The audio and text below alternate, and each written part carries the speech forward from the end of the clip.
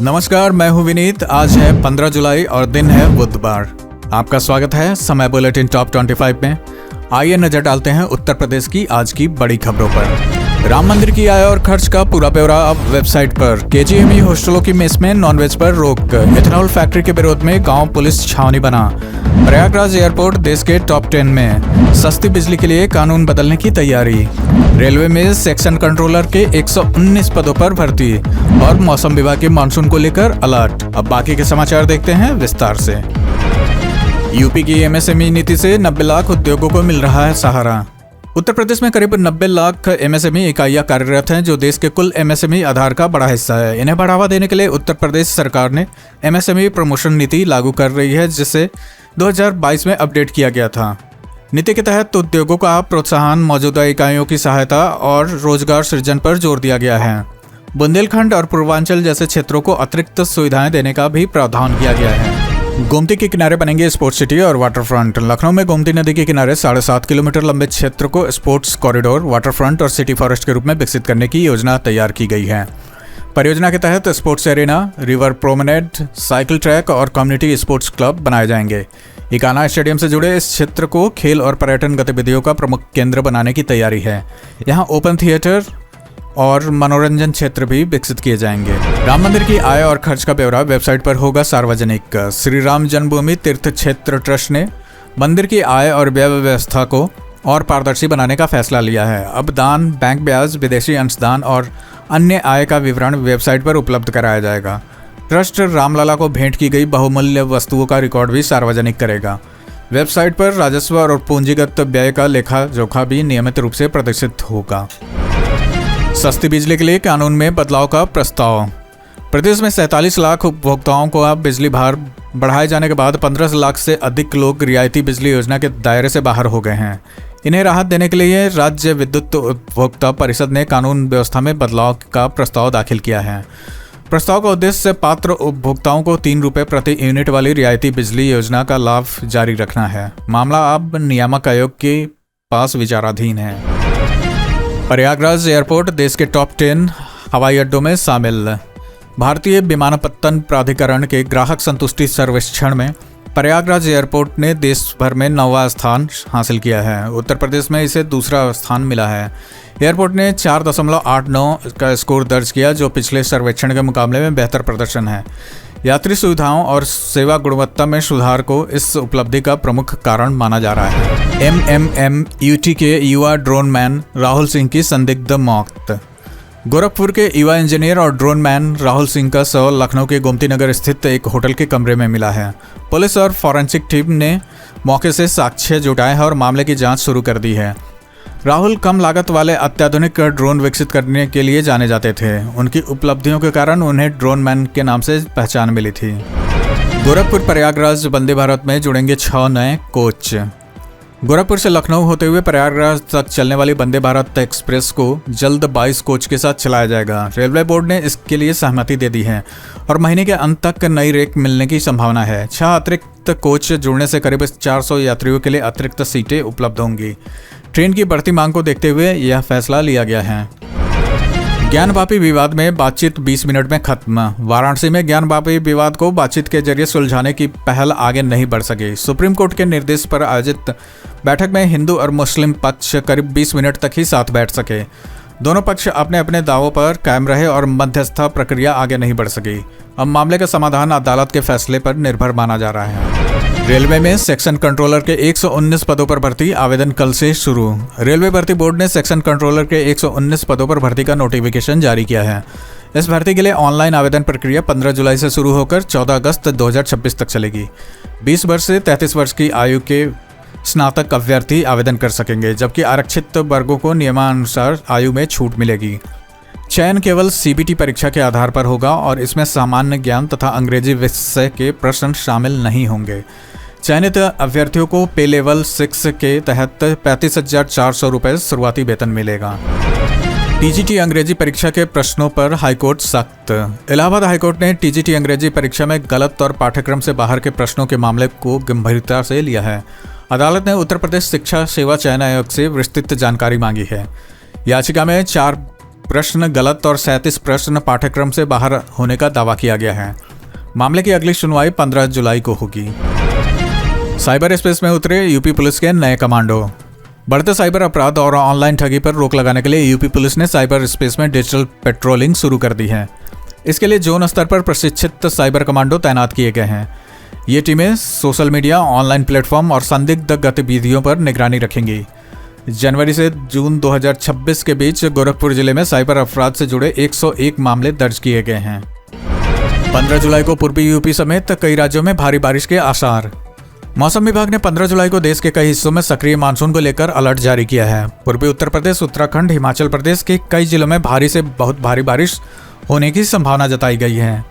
इसके अलावा बिहार, झारखंड, ओडिशा, पश्चिम बंगाल, सिक्किम में भी लगातार तेज बारिश का दौर जारी रह सकता है। मौसम वैज्ञानिकों के अनुसार बंगाल की खाड़ी में बने निम्न दबाव क्षेत्र के कारण बारिश की तीव्रता बढ़ सकती है। कई इलाकों में गरज चमक के साथ तेज हवाएं चलने और बिजली गिरने की भी आशंका है। प्रशासन ने निचले इलाकों में जल भराव और भूस्खलन की संभावना को देखते हुए सतर्क रहने की सलाह दी है। खतौनी की गलती सुधारने के लिए 2 साल से भटक रहा किसान। गोरखपुर में खतौनी में दर्ज गलत नाम को ठीक कराने के लिए एक बुजुर्ग किसान 2 वर्षों से सरकारी दफ्तरों के चक्कर लगा रहे हैं। राजस्व अभिलेखों में त्रुटि के कारण उन्हें कई सरकारी सुविधाओं से वंचित रहना पड़ रहा है। अधिवक्ताओं के अनुसार संबंधित पात्रावली अभी तक उपलब्ध नहीं हो सकी है। ऐसे कई मामले लंबे समय से लंबित पड़े हैं। एथेनॉल फैक्ट्री के विरोध में उतरे ग्रामीण, भारी पुलिस बल तैनात। बस्ती जिले के दसिया गांव में प्रस्तावित एथेनॉल फैक्ट्री के विरोध में ग्रामीणों ने प्रदर्शन का ऐलान किया। प्रदर्शन को देखते हुए प्रशासन ने इलाके में भारी पुलिस बल तैनात कर दिया। स्थानीय जनप्रतिनिधियों और विभिन्न संगठनों के शामिल होने की संभावना के बीच सुरक्षा व्यवस्था बढ़ाई गई। फैक्ट्री के समर्थन और विरोध को लेकर क्षेत्र में दिन भर हलचल बनी रही। यूपी बिहार की कई ट्रेनों के रूट बदलेंगे, कुछ रहेंगे रद्द। गोरखपुर कैंट और उनौला के बीच दोहरीकरण कार्य के चलते 16 से 21 जुलाई तक रेलवे ब्लॉक लिया जाएगा। इसके कारण यूपी और बिहार से गुजरने वाली कई ट्रेनों के मार्ग बदले जाएंगे। कुछ ट्रेनों को बीच रास्ते में ही रोका जाएगा, जबकि कई सेवाएं रद्द भी होंगी। रेलवे ने यात्रियों से यात्रा से पहले ट्रेनों की स्थिति जांचने की अपील की है। राम मंदिर मामले में एसआईटी को सौंपे गए नए दस्तावेज। राम मंदिर चढ़ावा मामले में धर्म सेना प्रमुख संतोष दुबे ने एसआईटी को 75 पन्नों से अधिक के दस्तावेज सौंपे हैं। इन दस्तावेजों में कई बिंदुओं से जुड़े साक्ष्य और सार्वजनिक बयानों को जांच में शामिल करने की मांग की गई है। एसआईटी ने वीडियो कॉन्फ्रेंसिंग के जरिए पूछताछ के बाद दस्तावेज जमा करने को कहा था। मामले की जांच जारी है। संभल में सरकारी जमीन पर बनी ईदगाह पर चला बुलडोजर। संभल जिले के असमौली क्षेत्र में सरकारी कब्रिस्तान की भूमि पर बने निर्माणों के खिलाफ प्रशासन ने कार्रवाई की है। भारी पुलिस बल की मौजूदगी में ईदगाह की 25 फीट ऊंची मीनार समेत पूरे ढांचे को हटाया गया। कार्रवाई के दौरान राजस्व, पुलिस और प्रशासनिक अधिकारी मौके पर मौजूद रहे हैं। प्रशासन के अनुसार अभियान सरकारी भूमि से अतिक्रमण हटाने के तहत चलाया गया। नोएडा हादसे की एसआईटी रिपोर्ट पर परिवार ने उठाए सवाल। नोएडा सेक्टर 150 में सॉफ्टवेयर इंजीनियर युवराज मेहता की मौत के 6 महीने बाद परिवार ने मामले में कार्रवाई की रफ्तार पर सवाल उठाए हैं। परिजनों का कहना है कि जांच रिपोर्ट सार्वजनिक नहीं की गई और जिम्मेदार अधिकारियों पर ठोस कार्रवाई नहीं हुई है।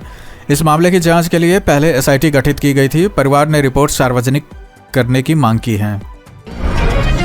केजीएमयू हॉस्टलों की मेस में नॉनवेज पर रोक। लखनऊ के किंग जॉर्ज मेडिकल यूनिवर्सिटी प्रशासन ने हॉस्टल मेस और कैंटीन में नॉनवेज भोजन पकाने और परोसने पर रोक लगा दी है। यह फैसला हालिया निरीक्षण के बाद साफ सफाई और खाद्य गुणवत्ता से जुड़ी कमियों के सामने आने के बाद लिया गया। विश्वविद्यालय प्रशासन ने भोजन की गुणवत्ता सुधारने के निर्देश भी जारी किए हैं। छात्र अब बाहर से नॉनवेज भोजन मंगा सकेंगे। वक्फ बोर्ड में बड़े घोटाले के आरोप, सीएम को भेजी चिट्ठी। ऑल इंडिया मुस्लिम जमात के अध्यक्ष मौलाना साहबुद्दीन रजवी ने शिया और सुन्नी वक्फ बोर्ड में बड़े वित्तीय घोटालों के आरोप लगाए हैं। उन्होंने मामले की जांच की मांग करते हुए मुख्यमंत्री योगी आदित्यनाथ को पत्र भेजा है। प्रेस कॉन्फ्रेंस में उन्होंने वक्फ संपत्तियों से जुड़े मामले की जांच कराने की मांग दोहराई है। मामले को लेकर अब राजनीतिक और सामाजिक हलकों में चर्चा तेज हो गई है। दिल्ली में सीएम योगी और अमित शाह की मुलाकात। मुख्यमंत्री योगी आदित्यनाथ ने नई दिल्ली में केंद्रीय गृह मंत्री अमित शाह से मुलाकात की। बैठक ऐसे समय पर हुई है जब भाजपा उत्तर प्रदेश विधानसभा चुनाव की तैयारियों को तेज कर रही है। पार्टी की ओर से बूथ सम्मेलन और संगठनात्मक कार्यक्रमों की रूपरेखा पहले ही तय की जा चुकी है। मुलाकात के बाद राजनीतिक हलकों में संगठनात्मक बदलाव की चर्चा भी तेज हो गई है। खुरपका मुंहपका रोकथाम के लिए 22 जुलाई से टीकाकरण अभियान। प्रदेश में 22 जुलाई से खुरपका मुंहपका रोग के खिलाफ व्यापक टीकाकरण अभियान शुरू किया जाएगा। इस अभियान के तहत 3,37,00,000 से अधिक पशुओं को टीका लगाने का लक्ष्य रखा गया है। अभियान 8 सितंबर तक चलेगा और टीकाकरण का पूरा रिकॉर्ड भारत पशुधन ऐप पर दर्ज किया जाएगा। अधिकारियों को वैक्सीन और अन्य आवश्यक सामग्री की उपलब्धता सुनिश्चित करने के निर्देश दिए गए हैं। 8 करोड़ के गबन मामले में ईओडब्ल्यू के 2 अधिकारियों को गिरफ्तार किया। चित्रकूट मंडी निर्माण में 8 करोड़ रुपए से अधिक के गबन के मामले में आर्थिक अपराध शाखा ने बड़ी कार्रवाई की है। ईओडब्ल्यू ने मंडी परिषद के तत्कालीन उप निदेशक और सहायक लेखा अधिकारी को गिरफ्तार कर कोर्ट में पेश किया, जहां से उन्हें जेल भेज दिया गया।